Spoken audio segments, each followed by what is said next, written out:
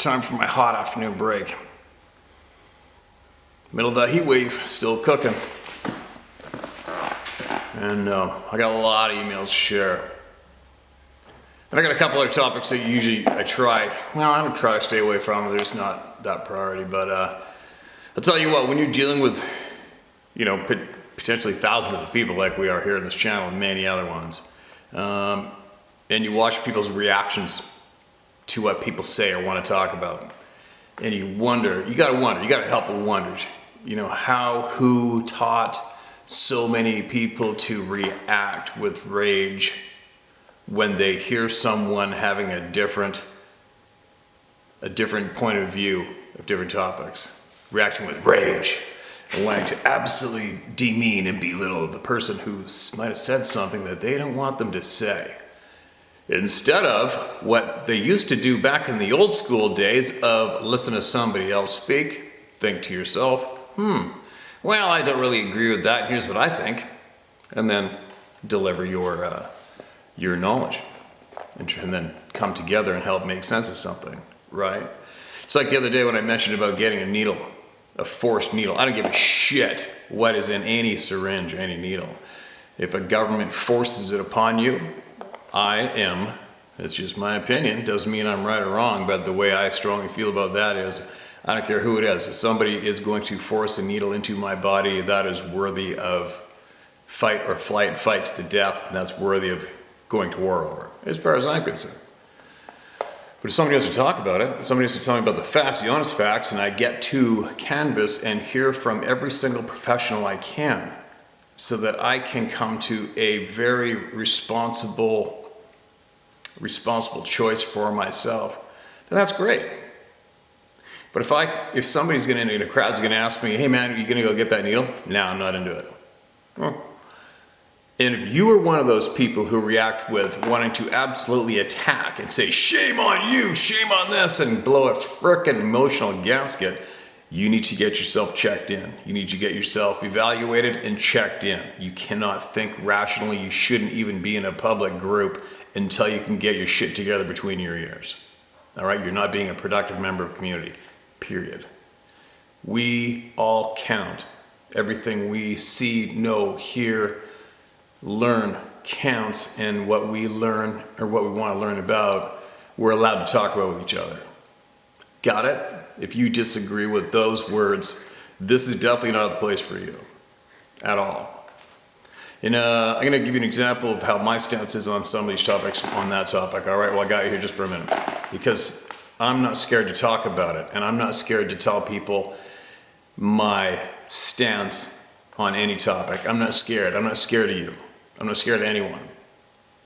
You can act all offended all you want to counsel me, shut my mouth.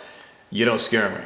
You'll never be able to stop me, right? That's my attitude. So you either sit down at this round table of knowledge with the door open to the public where everybody's treated with respect. You sit in there, you pull up your grown-up pants and you sit there and you listen politely and you wait for your turn to talk and then you talk politely, all right? You take your emotional reaction bullshit and get the F out of here and leave. Delete my channel, block this shit out of it and never come back, all right? That's how I feel about this. Yeah, I'm a little pissed right now.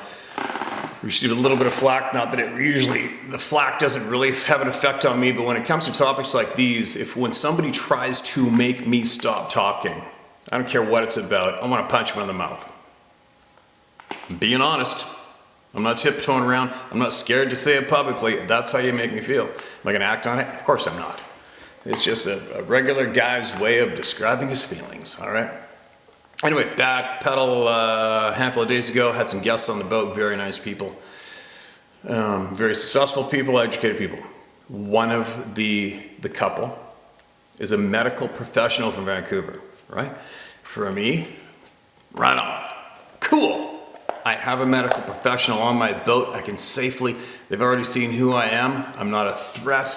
I can discuss any topic you could throw at me without judgment and safely, and I won't judge you, and I won't hammer on you if you think differently than I do. What I'm getting at is what I told this medical professional before I eased into the topic was, I said, I don't fall in line. I don't have it in me to fall in line. I want to learn everything I can. I want the honest truth, and I want to listen to every single person that I can find who's qualified to talk about a topic so that I can make a responsible decision for myself, no matter what the topic is, right? I don't fall in line. Just because one person says I must do this, it's not good enough. I need to look into it. I need to learn about it. I need to know everything about it.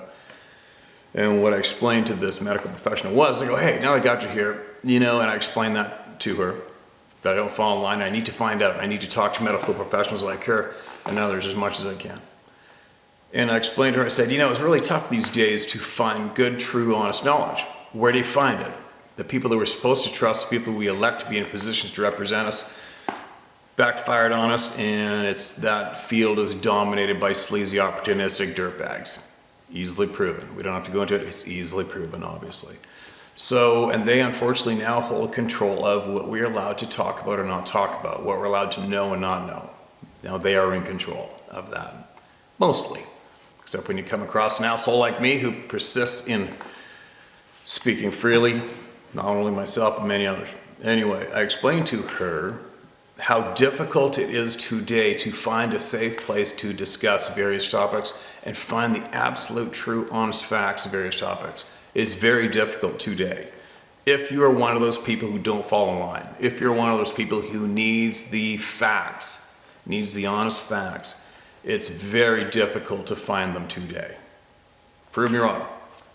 So I went on to explain to her that and she's just looking at me, listening to me like, zero input so far. So I said, when we're talking about the COVID thing, I said the one person our political group has put in place to be the one person to talk to the screen, to talk to the population of British Columbia, is this one woman in medical professional in Vancouver. And I said to her, well, just for me, as soon as I see somebody act a little insane or not so cool, as a simpler form, my red flags go off. So this one particular medical professional said publicly, if you're forced to date this at this time, these times if you're forced to date and you're single, make sure you bring a sheet with you and then just put a sheet between you and your partner and cut a hole in it if you're going to have sex. She said that the person that we're all supposed to look at for the answer and for the guidance said that publicly in front of the camera. Now for me, she just went out the door for me. I can't listen to that person now and take anything out of her with too much confidence myself, just because of that. If that person was willing to and capable of making that statement on public television, and she's dead serious and it's not a Saturday Night Live skit, that person's off the team for me when it comes to me looking for honest knowledge. And there's a bit of a giggle on the boat, and everybody giggled. And then I went on to say that I have come across easily over a dozen now. It's much more than that if you went globally, but just North America, I found over a dozen medical professionals who are voicing their knowledge and their facts when it comes to the COVID pandemic and the vaccine shots. And it's not a pretty picture. And the majority of these medical professionals are getting their careers ruined, and the mainstream media is trying to silence them. So for me, when I'm looking for honest to God knowledge, there's some huge red flags there. A, if somebody is a misleading psychopath, maniac, you want them to speak freely, do you not? Because they will sewer themselves. If somebody isn't a threat, if they're more of an absolute embarrassing example, a complete dumbass who doesn't make any sense at all, you probably want them to talk. You want them to talk. You want them to expose themselves to the population. You want to make sure they sewer themselves and show themselves clearly as misleading and not so good to hear from, right? So for me, if I use my common sense, when I see that people are trying to silence people from not speaking, that's a big red flag for me. And I was explaining that to the medical professional. And I said, so I do know that medical professionals, doctors, aren't going to get up in the morning and decide to speak against various methods to prevent COVID-19. I'm pretty sure they're not going to offer up their entire career, their income, their mortgage payment, their family's revenue, their survival. Just get up one morning and decide to annihilate it in favor of the people and speak openly and freely about the facts they know firsthand about the COVID pandemic and about the vaccinations. Why would they do that? Right? I'm not just going to jump on board and blow a gasket with those medical professionals who really need to get a message out to the people, but they're being stopped, prevented. I'm not just going to jump on the bandwagon and annihilate those people, because what do I know? I don't know shit. But how am I going to find out shit? How am I going to find out the honest to God truth? It's a very, very confusing time. It's a very confusing time, especially if you do not fall in line, especially if you think for yourself. I know there's probably a handful of you out there right now who are emotionally reacting with, my so-and-so, my cousin died from COVID, my dad died from COVID, my mom died from COVID. No shit. Many people have died from COVID. Many people have died from the flu. Thousands of people have died from the common flu. We don't hear about those people anymore, right? We can go on and on in different, obviously we can go on and start bantering about various aspects, various directions of the COVID pandemic, how people are reacting. But something isn't sitting right. That's all I'm saying. Something isn't sitting right with me. I don't feel good about it, and I want to learn more before I make a decision which affects my health, my future possibly, okay? And what's not fair about that? Why am I not allowed to talk about that? Why am I not allowed to speak openly online and tell everybody, you know what, I'm not feeling too cool about getting a needle in my body just yet. I'm not too cool about that. I want to know more. I want to hear from both sides of the coin. I want to hear it all. I want to learn every single bit of knowledge I can learn about when it comes to jamming a needle in my body. Now, how many of you people out there are blowing a gasket about that? How many of you people out there are absolutely going out of your mind because I just said that publicly? Right? Too many. One's too many. We are all apparently, supposedly, living in a free world where we can make choice, with free choice, right? Our choices are steadily being taken away from us across the board on various topics. Various aspects of life, our choices are rapidly being taken away. That's all there is to it. But anyways, what this babble comes down to is, I'm really curious about who and when started the trend of people blowing in a gasket and trying to silence people and shut them up and reacting absolutely emotionally violent emotions, anger and rage, before they actually decide to engage somebody in responsible conversation and speak openly. What happened to that? Who started that trend? Who is it? Who's guilty of that shit? I don't understand it. I seriously don't understand. It's very confusing. It happens a lot. You can see it on this channel if you look at the comment section below. I'm sure you're going to come across people just blowing a snap sandwich and blowing a freaking gasket and just coming out slinging dog shit words instead of maintaining a rational thought pattern and engaging people in good conversation, good educational conversation. What's happened? What's going on? Anyway, that's my rant of the day, and I'm going to get on with sharing some emails because people's words are important and people need a voice, and this is the place where you can have a voice and speak. All right? I hope I made sense with that one. Obviously, I'm a little beat, a little tired. No big deal. When aren't I, right? But anyways, listen to this. I guess in the end of that little rant is, I just hope that the people that come to this channel and react emotionally when it comes to certain topics, just please unwedge your head from your greasy butthole and join the rational, independent thinking people and engage in conversation and learn and help other people learn. All right? You get a grip of your emotions. Okay? All right, listen to this one. This is, we are very fortunate. I found this reply to an email we just shared recently with one hell of an experience in Alaska. We got a reply from Fred Rule. You read my experience on the upload today. That trip was to go gold panning and potentially stake a claim. Anyways, we're on a tributary of the Nushagak River called the Nuyukuk River, just below Harris Creek. I was told in New Stuyayok by a cousin that there was a huge black bear spotted up there. I was eager to get me a nice rug, but we got to the Weir salmon counting tower on the Nuyukuk River. Alaska Department of Fish and Game built a little cabin next to the tower.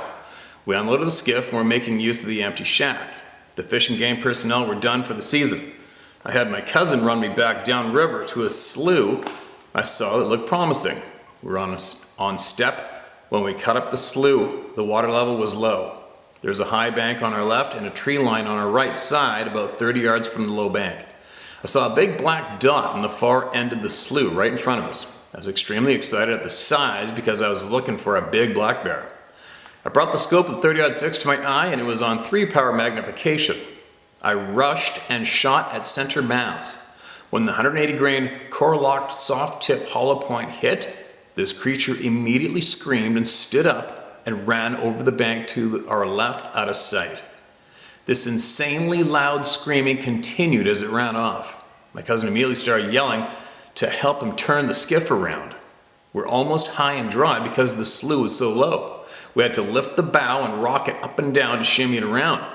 We just started that process when the tree line that was on our right side initially came alive with god-awful demonic-like screams and growls. And that's when the rock started being thrown at us.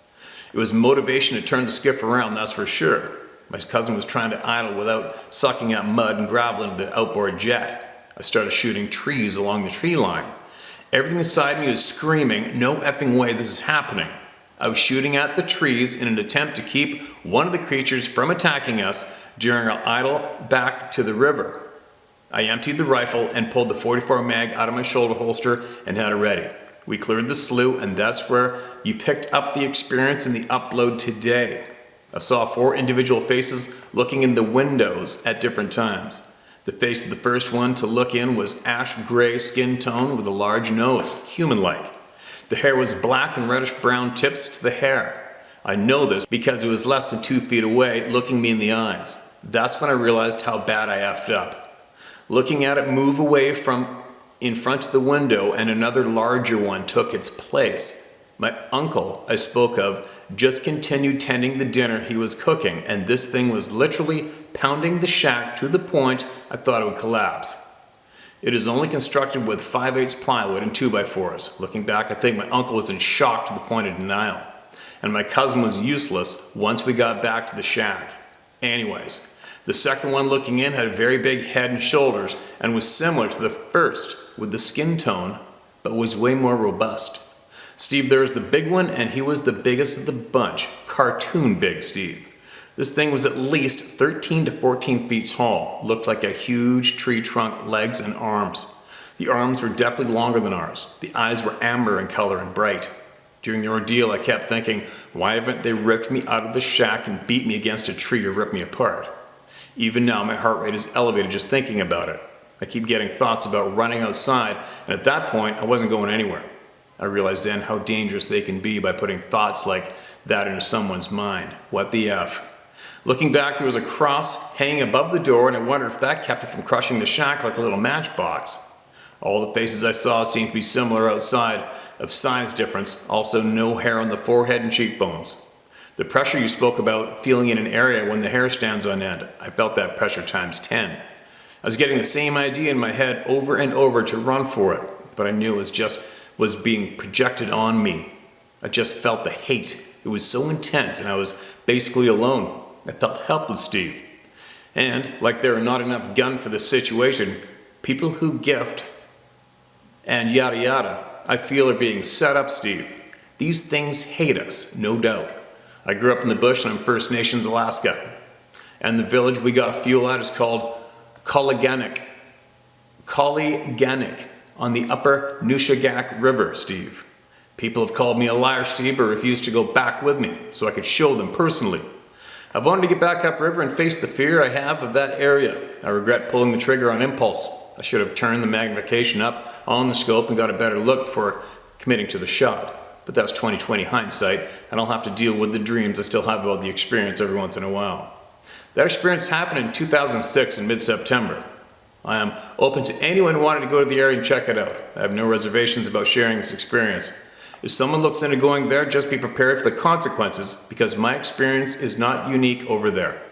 Grant you I was popping shots at them when my experience started, but by no means is their aggressive behavior unnoticed by others.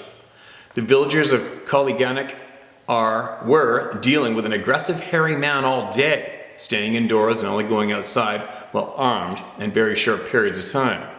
When a village elder tells you to arm yourself, you better pay attention to what's really happening. I'll quit rambling on. Thanks again for the platform, Steve. I'm sure some will think it's an outlandish story. I couldn't care less what people think of me, Steve. I stand by everything I said and sincerely appreciate your approach to the topic. The experience I shared is the most extreme one I experienced in many. God bless, Steve, and keep your powder dry, brother. Blessings from Alaska. Holy shit, Fred. You know, I absolutely love Alaska myself, and I like to get up there whenever I get a chance to go. And I don't know when I would be able to pull it off, but I'll tell you what, if I can, I will come up there and I'll go there with you. How's that sound? I'm in. I think I would be absolutely interested in going up there and checking that out. What the hell, especially if you haven't been back since and you want to go. If you want to go and you were there firsthand, I'll go with you.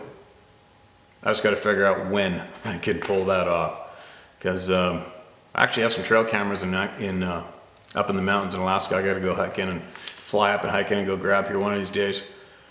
And that would be a good combo to go possibly meet up with you and go up there and we'll go on an adventure and film the whole thing and see what happens. Why not? Although it would be freaking terrifying, right? Possibly, maybe. But it doesn't sound like anybody got killed. Like, it doesn't sound like anybody from that village you talked about, you didn't mention anybody getting killed. You guys didn't get killed. So that's what possibly gives me a little more confidence to jump in on that adventure and go check it out, maybe. I don't know. It sounds interesting. Yeah, I think I would go. My gut's telling me to go anyway. I'm gonna go with it. So we'll see what happens.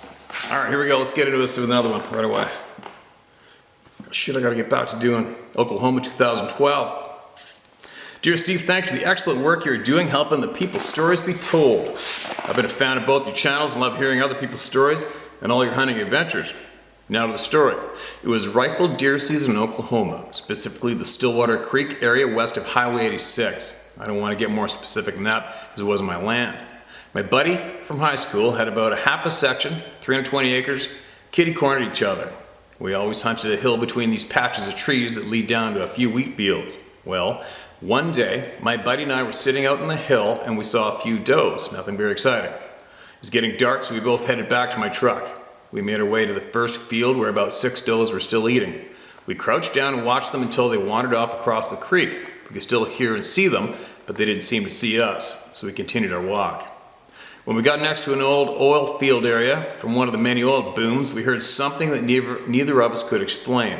It was almost completely dark, but we could still see the does across the creek when we both stopped dead in our tracks, stopped by one of the nastiest smells I've smelled.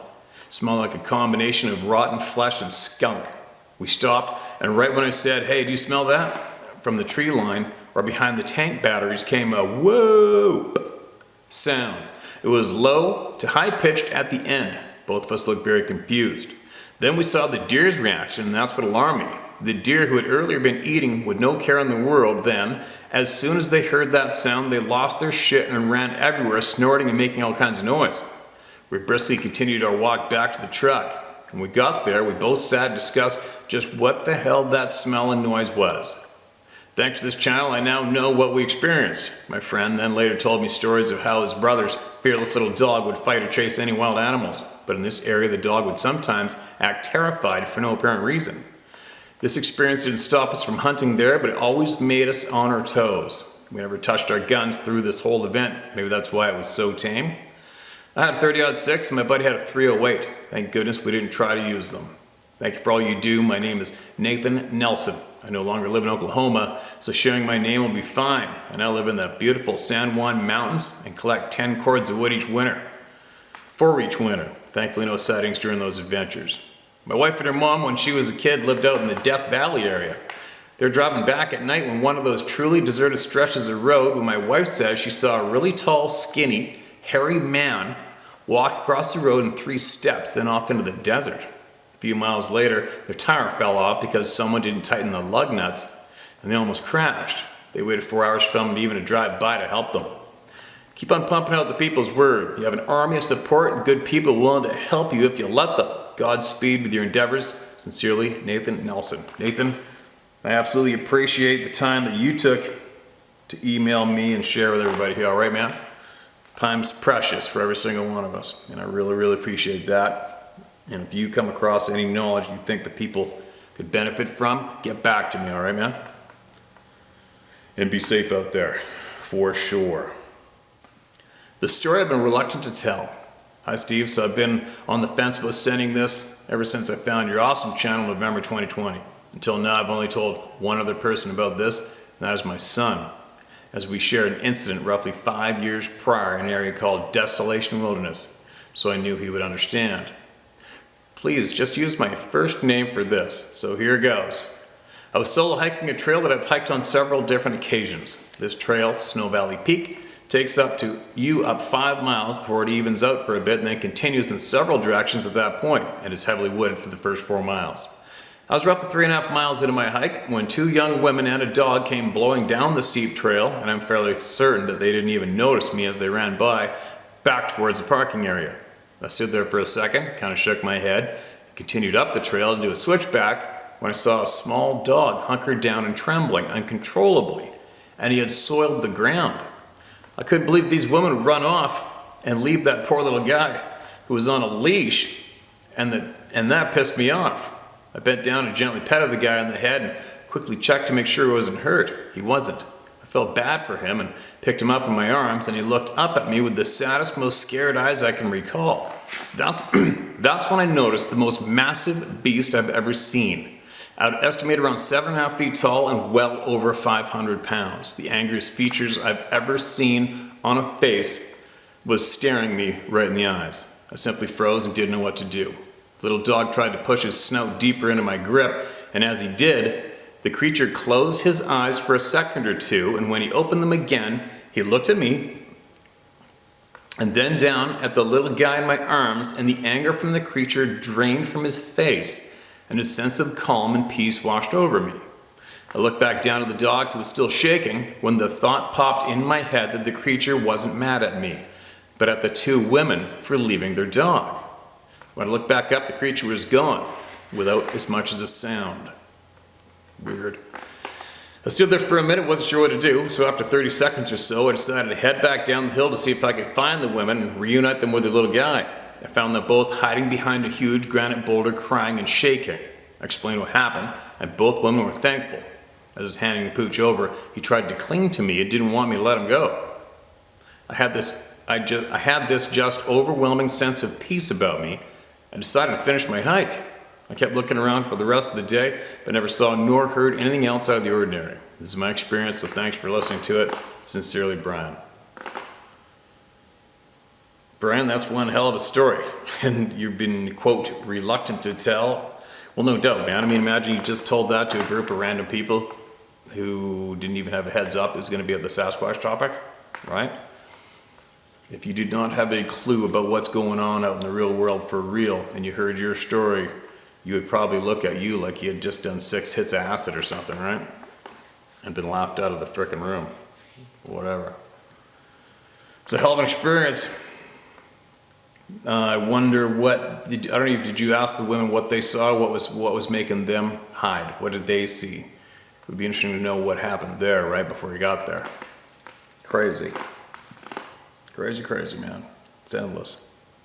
Steve, I started to follow your channel right from the beginning, and I have to say what you're doing has made a difference, and voicing the many who have shared their encounters in a forum that we all have access to is such a huge leap forward getting the truth out and spoken to all who will hear. As a fellow walker of the woods, I also send my condolences to the loss of your horse companions that understand each other is a bond to be cherished. That may be long-winded.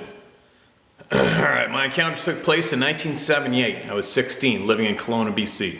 Our place was south on the east side of the lake. I love to spend time out in the mountains behind where we live. It was only a 15 to 20 minute walk to be out of town and starting to climb out into the foothills where a creek or small river in the spring ran through a canyon that meandered down through a neighborhood.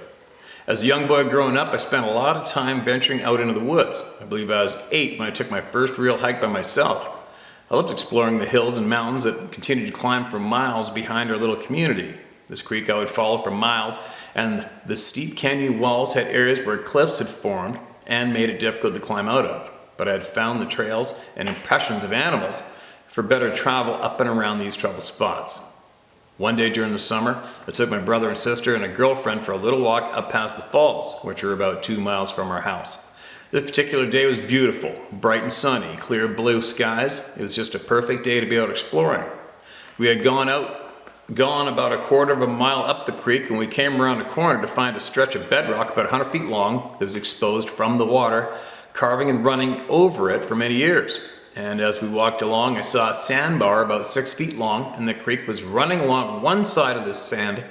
And in the middle of this stretch of sand, I could see a footprint. There's no periods, and it's going to suck the life out of me. As I crouched down, it became clear to me that someone had made this track. My sister came over to see what I was intensely looking at and said, "Hey, you made a nice track." And then realized I was still wearing my tennis shoes. I took my foot and hovered over this print and found it was bigger than my size 12 running shoe in length and width. Then I realized there was only one footprint made. The bedrock in the creek was very pronounced, and the sandbar was about 6 feet long, between two stretches of bare rock, about 10 to 20 feet long each. So who or what made this footprint had to walk from one piece of bare rock, step on the sand, and then step onto the next patch of bare rock, leaving only one track. The track was also placed about 3 inches from the water's edge in the creek. I remember this as clearly today as if I was standing there when it happened. As I looked at this footprint in the sand, I could describe it as perfect human bare footprint with 5 toes and a heel and an arch, and that the depth of it was 2 to 3 inches down and close to the water's edge. I wanted to see if I could make the same impression, so I stepped back about a foot along the same line as the imprint. I jumped up and down to see how soft the sound was. My first attempt at making a track, jumping on one foot, was about half an inch deep. So I kept jumping up and down 6 times more before I got down to the same level as this track I had found. I knew that whatever had made the track had to be heavy to make that deep a track. As I looked at our tracks, I saw water from the stream was just now flowing into both our footprints. I started to get that feeling of something is watching us. Thoughts raced through my mind like lightning. What could make a track like that? Who could be out here? A trapper, an old hermit? No, something bigger than your average man. Something who was out here and is watching us right now. The hair on the back of my neck stood up, and I realized how stupid I'd been for not bringing a gun with me, but then also felt that a gun would do me no good even if I had one. So I called quietly to everyone to come over to where I was, and I told them it was time to go home. The reaction I got from my 3 companions was, "What? We just got to the good part. Let's keep going." I didn't want to alarm them, or whomever was out there watching us. I just knew it was time to go.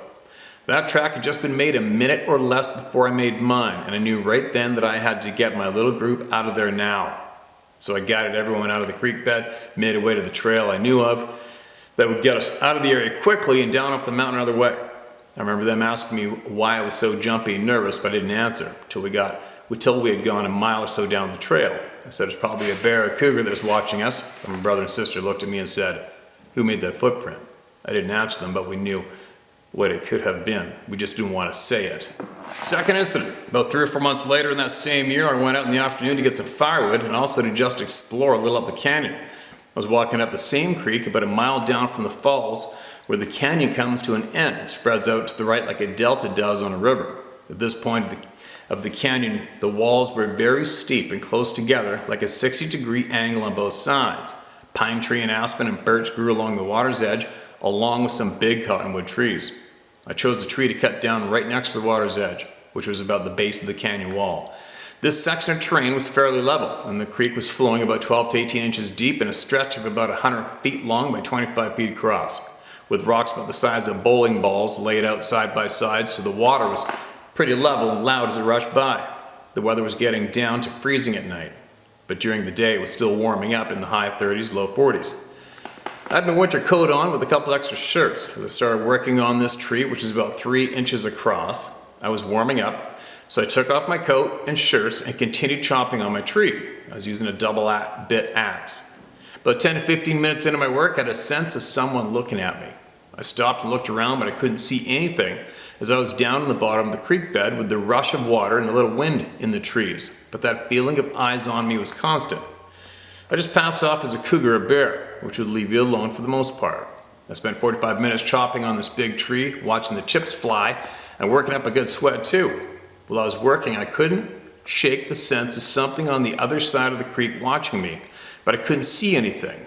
There was a cliff face about 20 feet high right across from me, so my vision was blocked a bit from the undergrowth and trees that were there. I finally felled this 80-foot plus tree. I yelled as the tree fell. I was so proud of myself for having it land right where I planned it to fall, right next to the creek's edge, but not in the water. I jumped up on top of the log and started limbing it. A few seconds later, I heard a noise across the creek, up on top of the cliff face. I could see movement, but nothing real distinct. What I did see was this tree about 12 inches thick and maybe 25 to 30 feet tall start to sway back and forth like someone was pulling and pushing it. And then it came crashing down over the edge and into the creek, just like someone would do if you could push over a tree. I got this distinct impression this was done for my sake, for me to see, like it was saying, look at what I can do, just like you. That thought was put in my mind, not by me. I was stunned, trying to process all this information of what was happening in less than 5 seconds. Then I heard what you would hear of someone running on hard, packed surface and their bare feet, slapping the ground as they ran. I don't know if the sound was going up or down or coming right at me. A feeling of dread and then fear came over me so powerful I was frozen in place, stopping me from moving. But I knew I needed to run. I forced myself to move and I jumped down to grab my coat and shirts that were in a pile with one hand and holding my axe in the other. I ran up the canyon wall on my side and I didn't stop till I got to the top, which is about 200 yards. Running that hard and that fast, I was all in when I reached the top. I looked across to the other side, which is only about 150 feet. I could not hear or see anything, but was frightened with that feeling of not knowing I was being chased or not. As I stood there panting for breath, I put my shirts and coat back on and I realized I'd left my knife and hat back down at the bottom of the creek. I debated for a second of going back down to get them and told myself, hell no. I headed home along the edge of the canyon until I got to the sands pit, then climbed down that and walked back home. It was already getting dark and my walk home was a quick one. The next day, I asked a buddy of mine to come with me to retrieve my knife and hat and take a look around. As we stood where I had felled my tree, I showed him what I had done, and then he pointed to the tree that had been pushed down from the edge of the cliff. He said, I bet it was a bear that pushed it over. I said, come on, let's take a look and see what it was that knocked over that tree. Should be tracks up there. I hopped across the creek on the rocks sticking up out of the water, climbed the other bank cliff, and walked over to the base of the tree that was uprooted. All found was a bare patch of dirt, a circle about 3 feet across that was pounded flat like something had been standing there stomping the ground, long enough to remove all vegetation and leave black dirt exposed. No tracks, nothing but earth, stomped smooth and flat and fresh like you would a garden spot, which is very apparent that was standing here had been so for a while, watching me work the day before.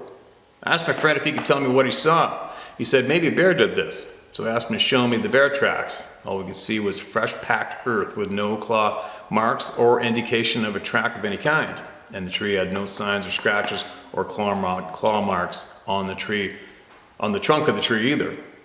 I looked around up the slope up the canyon wall to see tracks of what looked like someone running uphill. These tracks were made in soft pine needles, about 8 to 12 inches deep. The trail was going uphill, not down, and the space between these deep impressions was 6 to 7 feet of something running on 2 legs, going uphill.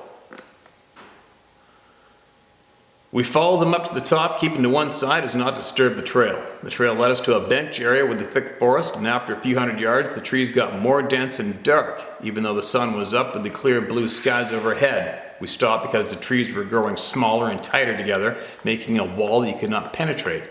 And that feeling of being in a place you should not be in came over us. Kind of like you would get walking up to the mouth of a cave that you know a bear is in, and you don't know if he is home or not, but you can smell him. So we decided right then to head back. As we went down the slope, we could see the trail back to the creek bottom. I had to jump from one track to the next to match the distance between the footprints of this creature. In my mind, I knew no human could have made these tracks. My friend and I are both over 6 feet tall. Both of us were athletic and have played all kinds of sports at school, and were on the track team, pretty much done growing in height. And we had a hard time matching its stride going downhill while it was going up.